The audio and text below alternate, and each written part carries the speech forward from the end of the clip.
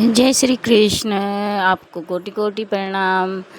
पुरुषोत्तम मास में हमें भगवान अवसर देते हैं कि हमने अपने जीवन में जो भी पाप जो भी ताप किए हैं उनमें सुधार कर ले, उनको नष्ट कर ले। अपने कथा सुने, स्नान करे, गंगा यमुना आदि में स्नान करे, तीर्थ यात्रा करे और भगवान को दीप दान करे और उनका नाम जप करे। जितना भी हो सके संतों का दर्शन करे, उनकी सेवा करे, तो इससे हमारे पाप नष्ट हो जाते हैं।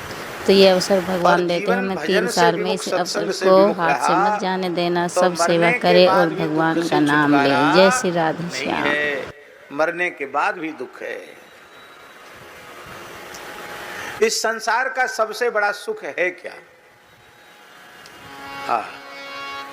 संसार का सबसे बड़ा सुख है उपलब्धो भवानद्य दुर्लभम प्रिय दर्शनम।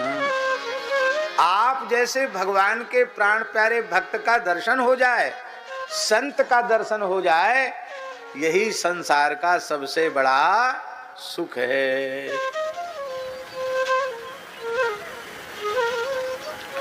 सबसे बड़ा दुख क्या है? नहीं दरिद्र सम दुख जग माही,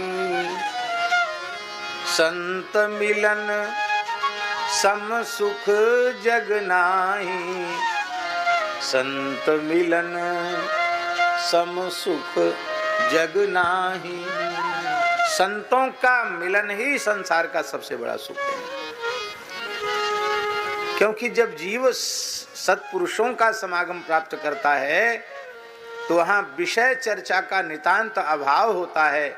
वहाँ निरंतर सत्संग की चर्चा होती है और उस चर्चा में इतना आनंद होता है कि उस आनंद के आगे वैकुंठ का आनंद भी फीका पड़ जाता है। भगवान के यहाँ से किसी को न्योता आवे वैकुंठ से कि महाराज विमान आ गया है, चलो, तो कितनी खुशी होना चाहिए। श्री कबीरदास जी को भगवान ने विमान भेजा तो श्री कबीरदास जी रोने लगे। कबीरदास जी की साखी, राम बुलावा भेजिया, राम बुलावा भेजिया,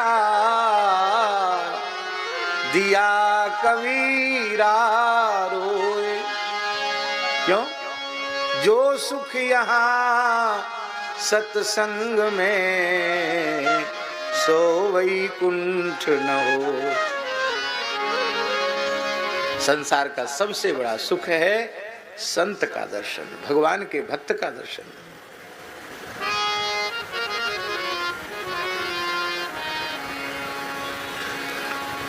चार मिले 64 खिले और 20 रहे कर जोर। साधु ते साधु मिले तो हर से 7 करोड़। 3.5 करोड़ रोया इधर, 3.5 करोड़। संतों के दर्शन से बढ़कर सुख नहीं है। बसदेव जी कहते हैं, हे नंद बाबा, हम तो आपको संत के रूप में ही देखते हैं। आपका स्वभाव संत के जैसा स्वभाव है। इसलिए तो आपके घर में स्पष्ट नहीं कह रहे हैं, इसलिए तो ध्वनि है, इसलिए तो आपके घर में भगवान का अवतरण हुआ है।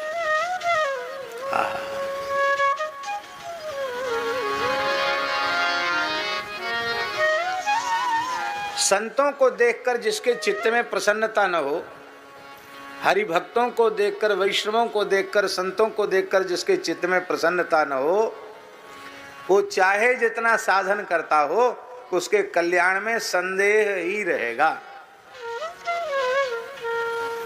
चाहे खूब माला घिस डाले जपते जपते, पर साधु को देख के लगे कि आफत कहां से आ गई, तो समझ लो इसके कल्याण होने वाला नहीं है। अब भले ही कोई कठोर तीव्र साधन दिखाई न पड़ता हो, पर भगवान के प्राण प्यारे भक्त का, संत का दर्शन करके हृदय भरावे कि आज का दिन सफल हो गया, आज दिन धन्य हो गया, आज भगवान के भक्त का दर्शन हो गया, आज संत का दर्शन हो गया, बस फिर क्या कहना। महाराज जी लिखा है पुराण में, नाम युक्तान नरान दृष्ट्वा स्निग्धो भवति यो नरः सगच्छेत परमं स्थानम विष्णुना सह मोदते। भजन करने वाले जो संत हैं, वैष्णव हैं, महात्मा हैं, उनको देखकर जिसका हृदय प्रसन्न हो जाता है, वह जीव भी भगवान के धाम की प्राप्ति का अधिकारी हो जाता है और भगवान के साथ वह आनंद का अनुभव धाम में करता है। संत को देखकर मन में प्रसन्नता होनी चाहिए। चाहे जितने महल मकान बना लो, यदि गौ ब्राह्मण संत अतिथि का सत्कार नहीं है तो उस ईंट पत्थर की कोई शोभा नहीं है। अब बहुत सी जगह महल मकान तो खूब बन जाते, पर सबकी फीस लगती है। पानी पियोगे उसकी भी फीस लगेगी, भोजन करोगे उसकी भी फीस लगेगी, दर्शन करोगे उसका भी टिकट लग जाएगा, सब कलर। तो वो जो है ना, वो तो एक व्यवसाय की दुकान है, वो तो व्यवसाय की दुकान है। और हमारे बाबा तो सब चीज को दुकान ही बोलते हैं, छोटी दुकान, बड़ी दुकान है। पर भैया संत को देखकर चित्त में प्रसन्नता होनी चाहिए। हमने सुना है बाबा कि रैदास जी महाराज के यहाँ कोई संत आ जाते थे। किस नाते से आते थे रैदास जी के यहाँ संत? महाराज जी संतों में प्रसिद्धि थी कि रैदास इतने भाग्यशाली हैं कि जगतगुरु श्री मदाध्य रामानंदाचार्य भगवान ने उनको जन्म के समय ही दीक्षा प्रदान की। अभी नालोच्छेदन नहीं हुआ था रैदास जी का। बालक का जन्म हो गया, पर बालक दूध नहीं पीता मैया का, नेत्र बंद है, निश्चेष्ट बालक पड़ा है। रघु चर्मकार को बहुत अधिक भय हो गया, बालक तो हुआ है लेकिन ये तो जीवित नहीं रहेगा। आकाशवाणी हुई, श्री रामानंदाचार्य जी के कान में पड़ी, हे भगवान, आपका ब्रह्मचारी शिष्य उत्पन्न तो हो गया है लेकिन उसको पूर्व जन्म की स्मृति है, वहां कुछ भी खा पी नहीं रहा है, आप उसके प्राणों की रक्षा कीजिए। स्वामी जी ने संदेश भेजा कि गाय के गोबर से एक घर को लिपवा करके स्वच्छ करवा दो और बालक को गंगाजल से शरीर पोंछ करके बालक को वहां रख करके सब बाहर हो जाओ। सब बाहर हो गए। स्वामी जी योग बल से पंचगंगा घाट से श्री रैदास जी जहाँ विराजमान थे वहाँ प्रकट हो गए। शंख स्वामी जी ने बजाया और स्वामी जी ने उसी समय कहा, तुम साक्षात धर्मराज के अंश हो, भक्ति प्रचार के लिए आए हो। माता का दूध परम पवित्र होता है, दूध में दोष नहीं होता है, प्रेम से अपनी माता का दूध पियो। तुम्हारे द्वारा भक्ति का बहुत बड़ा प्रचार होगा और माया तुम्हारे ऊपर प्रभाव नहीं करेगी। मैं तुम्हें दीक्षा प्रदान करता हूँ। आज ही जन्म हुआ था, एक दिन के भी नहीं हुए थे रैदास जी, और स्वामी जी ने 12 तिलक धारण कराए, तुलसी का हीरा धारण कराया, कान में मंत्राज का उपदेश किया और बोले अब मस्त रहो। तो सब साधुओं में इस बात की प्रसिद्धि थी कि रैदास जी इतने भाग्यशाली हैं कि जन्मते ही उनको आचार्य चरण की कृपा प्राप्त हो गई। तो उस बालक का दर्शन करके तो हमें, रैदास इतने बड़े भक्त हैं, उनका दर्शन करके, संत दर्शन करने आते थे रैदास जी। और रैदास जी की स्थिति ये थी, उनके पिताजी ने हिस्से में उनको नीम का वृक्ष दिया था, वृक्ष के नीचे रहते थे वो। झोपड़ा संतों के लिए बना के रखा था, एक झोपड़ा ठाकुर जी के लिए, एक झोपड़ा संतों के लिए। अब खुद तो बोले पिताजी ने पेड़ के नीचे हमको रहने को कहा, पेड़ के नीचे रहते थे। संसार में जीवों का मिलना बिछुड़ना कैसा है जैसे झरने के प्रवाह में पड़े हुए तिनके, झरने के जल का प्रवाह तीव्र होता है, उसमें पड़े हुए तिनके, कभी कोई तिनका किसी से मिल जाता है और कभी कोई तिनका किसी से भी बिछुड़ जाता है। ऐसे तिनके के समान संसार में मिलना बिछुड़ना है। नैकत्र प्रिय संवासः सुहृदाम चित्रकर्मणाम ओघेन व्यूहमानानाम प्रवानाम स्रोतसो यथा। सभी जीवों के कर्म अलग अलग हैं, इसलिए संसार चक्र में भटकते हुए जीव, जब जिस जीव का जिससे प्रारब्ध कर्म मिल जाता है तो मिलन हो जाता है, प्रारब्ध का क्षय हो जाता है तो बिछो हो जाता है। कौन किसके साथ कितने दिन रहेगा कोई कहने का निश्चय, कौन कब मिलेगा। पूज्य महाराज जी के साथ श्री लक्ष्मण दास बापू रहते थे, बहुत मस्त संत, यही नाम था ना, श्रीमान श्री लक्ष्मण दास जी महाराज। हमको खूब कहते थे कि उधर शासनगिरी तरफ आओ, आपको शेर दिखाएंगे जंगल में। बहुत अच्छे महात्मा थे। प्रायः कुंभ में महाराज जी के साथ ही उनका दर्शन होता था और अकस्मात चले गए, श्री ठाकुर जी की सन्निधि में चले गए। तो नैकत्र प्रिय संवासा, प्रेमियों का एक जिस स्थल पर निवास सदा सर्वदा संभव नहीं है। जैसे प्रवाह में पड़े हुए तिनके मिलते और बिछड़ते हैं, ऐसे हम सब प्रारब्ध की नदी में पड़े हैं। कौन कब किससे मिल जाएगा, कौन कब किससे बिछड़ जाएगा, कौन किनारे लग जाएगा, कौन बीच में अटक जाएगा, इसको कोई नहीं कर सकता है। इसलिए ज्ञानी पुरुष संयोग की अवस्था में ही जब वियोग का दर्शन कर लेते हैं तो संयोग में वो व्यामोह में नहीं पड़ते और वियोग से वे दुखी नहीं होते हैं, क्योंकि संसार में मिलने बिछुड़ने को तिनके के जैसा समझते हैं। मिलना और बिछुड़ना है।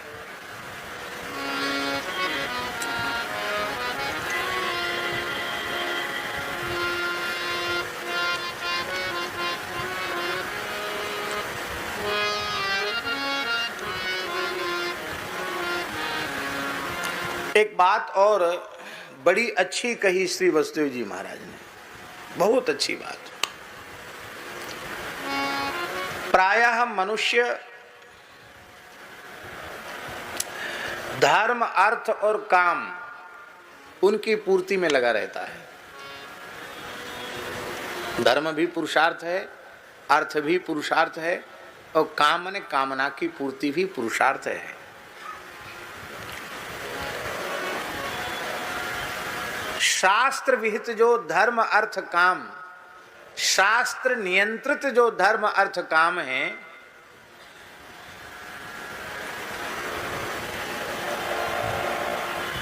वे तभी श्रेष्ठ हैं जब अपने सहित दूसरों को भी उससे सुख मिले।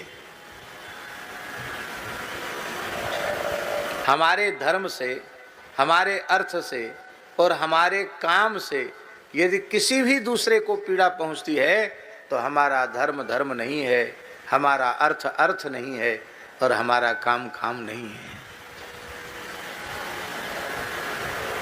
सबके लिए सुखकारी होना चाहिए। सबके लिए सुखकारी होना चाहिए।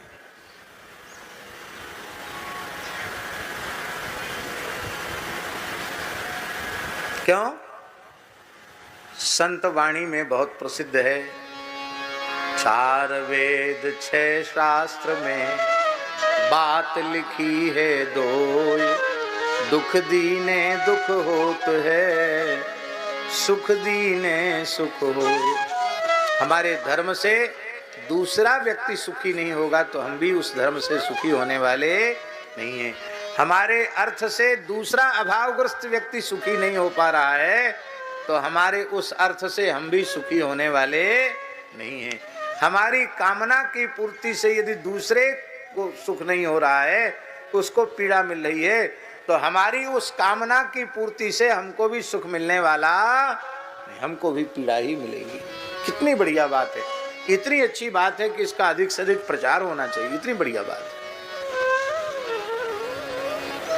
वही धर्म धर्म वही अर्थ अर्थ, वही काम काम, जो अपने सहित दूसरों को भी सुख प्रदान करे। जो दूसरों को पीड़ा पहुंचाकर केवल अपने को सुख देने की इच्छा रखता है, वो धर्म धर्म नहीं, वह अर्थ अर्थ नहीं, वह काम काम नहीं।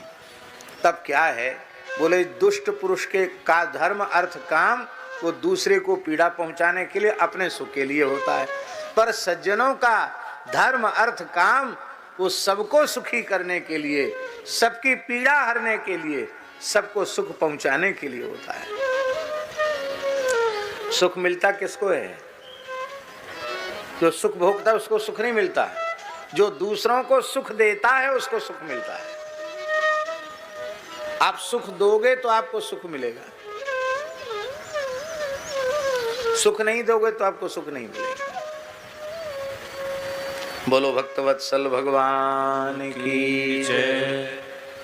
श्री नंद बाबा ने भी बड़ी प्यारी बात कही, नूनम यदृष्ट निष्ठोयम अदृष्ट परमो जनः अदृष्टमात्मनस्तत्वं यो वेद न समुह्यति। नंद बाबा ने कहा कि देखो बसदेव जी, आप बिल्कुल ठीक कहते हैं, यह जीव प्रारब्ध कर्म के अधीन है। और जैसे सिनेमा की रील पहले बन जाती है और पर्दे पर दिखाई पीछे जाती है, ऐसे ही हम सब जीवों की प्रारब्ध की रील पहले ही बन गई, प्रारब्ध की रील पहले ही बन गई और अब जगत के मंच पर वो पर्दे पर रील दिखाई जा रही है। आप दृष्टा बन जाओ, आनंद आ जाएगा। सब कुछ पहले से निश्चित, हानि लाभ जीवन मरण जब जस जस विधि हाथ, प्रारब्ध की रील के अनुसार। उसके लिए परेशान होने की आवश्यकता नहीं है।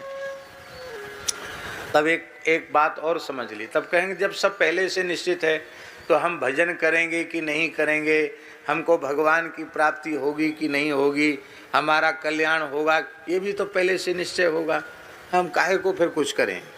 ये नहीं। यदि ऐसा हो जाएगा ना महाराज जी, तो फिर मनुष्य जन्म व्यर्थ हो जाएगा, मनुष्य जन्म की महिमा नहीं रह जाएगी।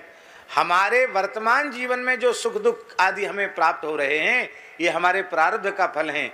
पर इस प्रारब्ध के फल को भोगते हुए भी हमें अपना परम कल्याण करने की पूरी स्वतंत्रता भगवान ने दे रखी है। इसलिए आप ये बहानेबाजी नहीं कर सकते कि हमारे भाग्य में नहीं लिखा था इसलिए हमने भजन नहीं किया, हमारे प्रारब्ध में ही नहीं था इसलिए हमने सत्संग नहीं किया, इसलिए हम झूठ बोलते रहे। भगवान बोलते हैं तुमको झूठ बोलने के लिए, ऊट पटांग काम करने के लिए। जो नहीं खाना चाहिए वो खाने के लिए भगवान बोल रहे हैं, जो नहीं पीना चाहिए वो पीने के लिए भगवान बोल रहे हैं, जो नहीं करना चाहिए वो करने के लिए भगवान बोल रहे हैं। आप अपने मन से कर रहे हो, भगवान नहीं बोल रहे हैं। अभी एक बात हमारे सामने आई थी, वो बात ये आई थी कि जब सब कुछ भगवान की इच्छा से होता है तो हम जो कुछ ऊट पटांग काम करते वो भी भगवान की इच्छा से ही तो करते हैं। तो स्वर्ग नरक क्यों बनाए फिर? तो स्वर्ग भी भगवान ही भोगें, नरक भी भगवान ही भोगें। जीव को क्यों स्वर्ग नरक आदि का बंधन होता है? प्रश्न है कि नहीं? ये प्रश्न ही गलत है। इसलिए गलत है कि भगवान ने जीव को कर्म करने की शक्ति दी है और क्या करना चाहिए क्या नहीं करना चाहिए इसके ज्ञान के लिए शास्त्र दिया है, विचार दिया है, विवेक दिया है। चलो एक और उदाहरण देते हैं। एक पिता के पास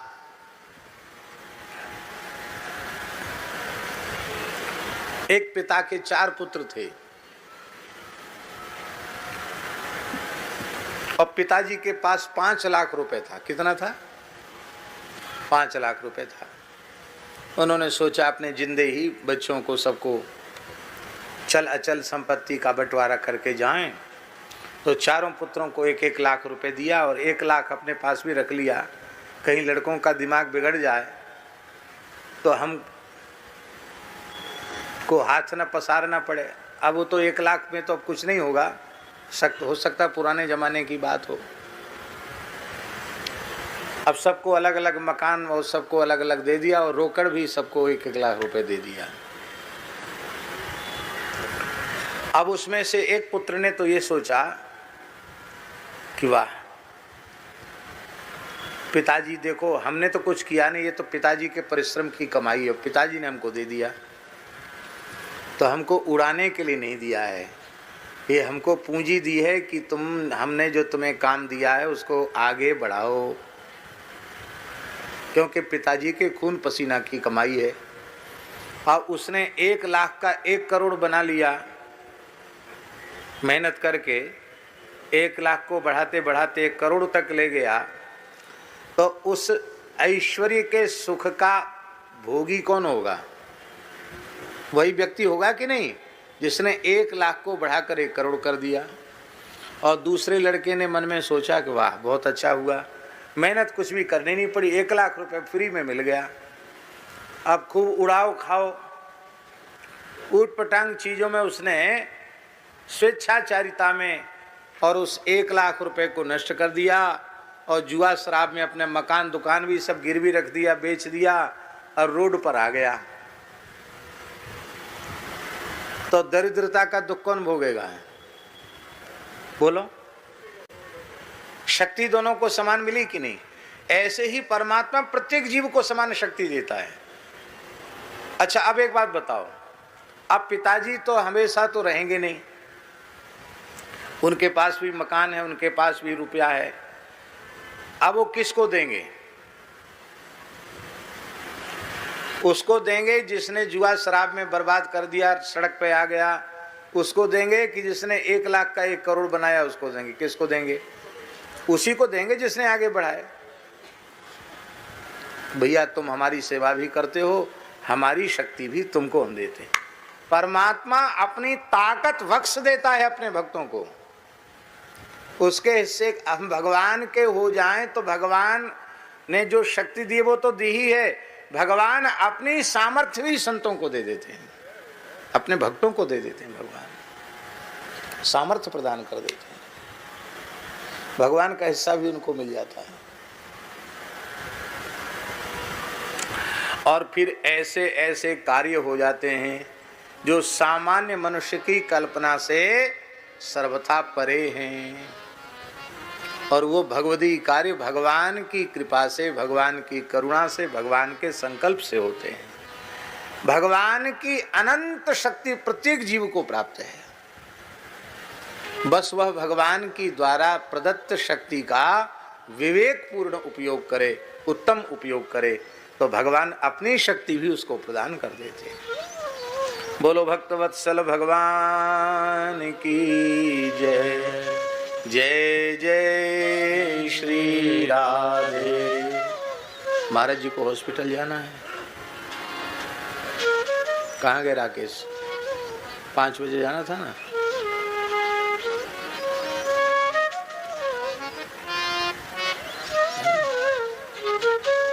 अच्छा अच्छा ठीक है। जय जय श्री राधे। नूनं यदृष्ट निष्ठोऽयं अदृष्ट परमो जनः अदृष्टमात्मनस्तत्त्वं यो वेद न समुह्यति। वसुदेव जी ने कहा आपने वार्षिक कर चुका दिया है, अब आपको यहाँ बैठना नहीं चाहिए, अब आपको यहाँ से गोकुल चले जाना चाहिए, क्योंकि कंस की योजनाएं अच्छी नहीं हैं। नवजात बालकों की सुरक्षा संकटग्रस्त हो सकती है। वसुदेव जी की बात सुनकर नंद बाबा तुरंत वहां से चल पड़े, और उनके मन में ये आया कि ये तो ठीक नहीं है। वसुदेव जी महाराज धर्मनिष्ठ सत्यवादी पुरुष हैं। धर्मनिष्ठ सत्यवादी पुरुषों के मन में जो बात आती वो पूरी होती है। उन्होंने कहा है तो निश्चित कोई संकट आने ही वाला है, क्या करें। तब बाबा को चिंता हुई, घबराहट हुई, तो बाबा ने क्या किया? हरिम जगाम शरणम उत्पाता गम शंकिता उत्पात के आगमन की आशंका से आशंकित नंद बाबा भगवान की शरण हो गए। जीवन में जब कोई ऐसा विकट अवसर आवे कि उस भयंकर संकट के काल में हम समाधान न खोज सकें तो घबराना नहीं चाहिए, चिंता नहीं करनी चाहिए। हमें भगवान की शरण ग्रहण कर लेनी चाहिए। भगवान की शरण ग्रहण कर लेना सम्यक समाधान है और संपूर्ण समाधान है। भगवान का आश्रय ले लिया, अब हमने जिसका आश्रय लिया है अब चिंता वो करे, हमको चिंता करने की आवश्यकता नहीं है। भगवान की शरणागति सबसे भारी समाधान है। भगवान की माखन चोरी लीलाएं चल रही थी। कल की कथा का विराम वहीं हुआ था। आज हम भगवान की मधुर माखन चोरी लीलाओं का स्मरण करते हुए आगे बढ़ते हैं। वत्सान मुंचन क्वचिद समये क्रोश संजात हासः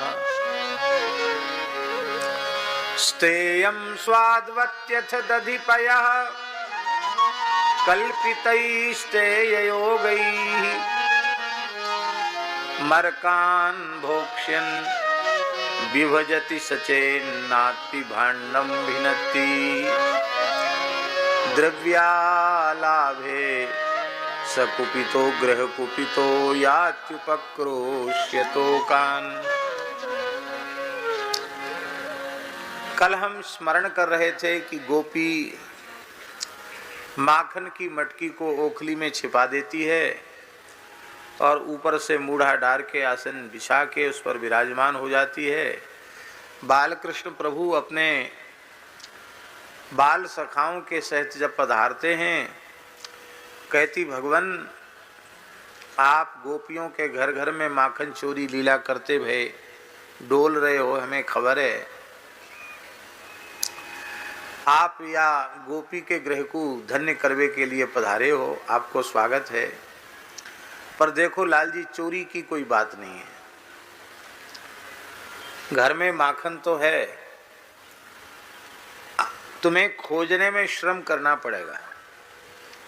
खोज लो और फिर अपने सखाओं के साथ बैठ करके पाओ, तो तुमको सखाओं के साथ खाते हुए देख करके हमें बड़ी प्रसन्नता होगी। बालकृष्ण प्रभु ने घर में चारों ओर दृष्टि दौड़ाई। छींका जो होता है जिसमें पात्र लटकाए जाते हैं, संस्कृत में शिक्यम कहते हैं उसको, और हिंदी में छींका कहते हैं।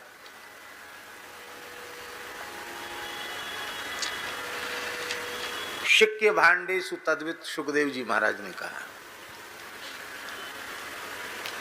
छींके रिक्त पड़े हैं। श्री ठाकुर जी ने देखा कि सुगंध तो माखन की जहां ये बैठी वहीं से आ रही है और छींके रिक्त पड़े हैं। इसका तात्पर्य मक्खन है यहीं, और ये बैठी बैठी बात क्यों बना रही है। तो श्री ठाकुर जी ने अपने सखाओं को इशारा किया और सखाओं ने बगर में जाकर बछड़े खोल दिए, बछड़े बछिया, और वे सब दौड़ के अपनी माताओं का, गायों का दूध पीने लगे। ठाकुर जी ने कहा तू तो बैठी बैठी यहाँ बातरने बनाए रही है और तेरे सबरे बछड़ा बछिया गोष्ठ में जाके गैयान को दूध पी रहे हैं। गोपी व्याकुल होकर दौड़ी बछड़ा बछिया पकड़ने बांधने के लिए। तब तक श्री ठाकुर जी ने मूढ़ा उठाया, स्वयं बापे विराज गए और माखन की मटकी अपने अंक में पधरा ली और प्रेम से माखन का भोग लगाने लगे, अपने सखाओं को भी देने लगे।